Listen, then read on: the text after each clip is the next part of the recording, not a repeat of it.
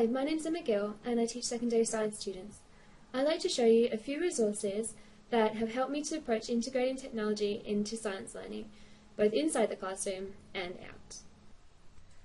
Research shows that using technology in authentic activities, from simple experiments to investigating complex science topics, positively influences student learning outcomes. Critical thinking and scientific skills can be enhanced, along with the chance to experience scientific research using technology in authentic situations, something which engages and motivates students to stay with science. We all know students want to experiment more, and with technology used as a cognitive tool rather than instructional replacement, students can learn to use, manage and understand technology in science, something which is essential for our modern world. So the question is, are you intrinsically motivated to use technology in your science classroom? If you aren't, or would like to improve your technology use, this paper is a great place to start. We know students increase their achievement when using technology as a learning tool. Internet and educational technologies in schools have grown significantly. Then why are teachers not incorporating technologies meaningfully into their teaching? Guzzi and Roerig studied 3 beginning science teachers who, over 3 years, did integrate technology successfully into their classrooms. How? These teachers were intrinsically motivated to use technology in their teaching, they enjoyed it, and that kept them engaged. Think about your own attitude towards implementing technology in the classroom. What obstacles do you see?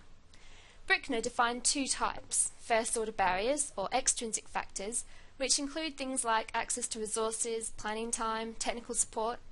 Second-order barriers, or intrinsic factors, such as teachers' knowledge, beliefs and pedagogical structures, were more difficult to define and overcome.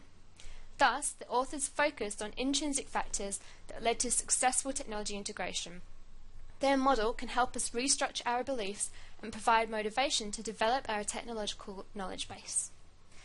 The 4 main aspects of intrinsic factors that were found were teacher beliefs about technology integration, teachers' knowledge of technology, their motivation, and their technological pedagogical content knowledge, or TPAC. As Guzzi and Roerig emphasise, science and technology are driving forces in our 21st century world.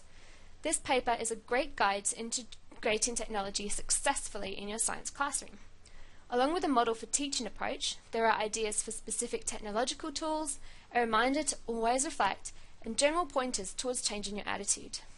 Yes, external factors influence technology use, and yes, it can take a while to change, but I encourage you to evaluate, review, and examine how you could help students achieve their goals using technology in a meaningful way in your classroom.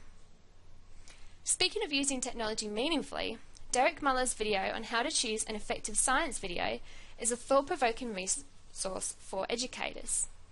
We often use videos in our classrooms to illustrate concepts for our students. They are intended to be more engaging and interesting than traditional lectures. But are they really authentic resources? How do you choose the best video? And how do you know that students are really learning from it? Would a student-centered activity have been more effective instead? Derek Muller is the presenter for the science communication YouTube channel Veritasium. For his PhD, he investigated how to create films to teach science. To illustrate his results, Muller's video uses Khan Academy.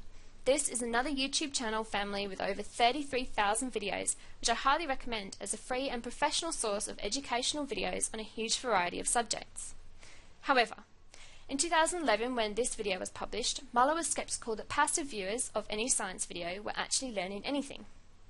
Using a physics example, Muller asked students to watch a video, answer questions on the subject, and then watch another video which clearly and concisely explained the correct conceptual answer.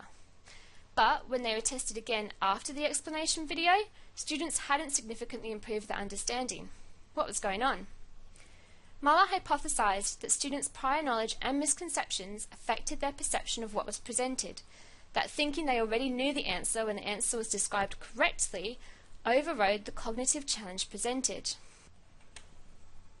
Instead, videos that presented, tested, and revised common misconceptions caused students to engage more effort in trying to understand the concept. This led to nearly doubling the correct answers post-video. So how do you engage students effectively in a science video? Start with their misconceptions. Always engage the students in the video's content. Be sure you know the purpose of the video, how you will ensure that students learn from it, and how you can assess the effectiveness of the resource. Hopefully you assess this particular video as useful for yourselves. The third resource I'd like to show you is a website called Biodiversity Snapshots. Run by Museum Victoria and thus with links to the Victorian curriculum, this education program is for years 3 to 10 learning about biodiversity, whether in a science, integrated maths, ICT or environmental science capacity. The focus is on students becoming citizen scientists to record information about their local environment in short or long-term studies. The website has links to education kits for schools to implement lessons before, during and after the main biodiversity study. There are lots of ideas for the biodiversity audit's focus. Sustainability and observation and analysis skills are also covered.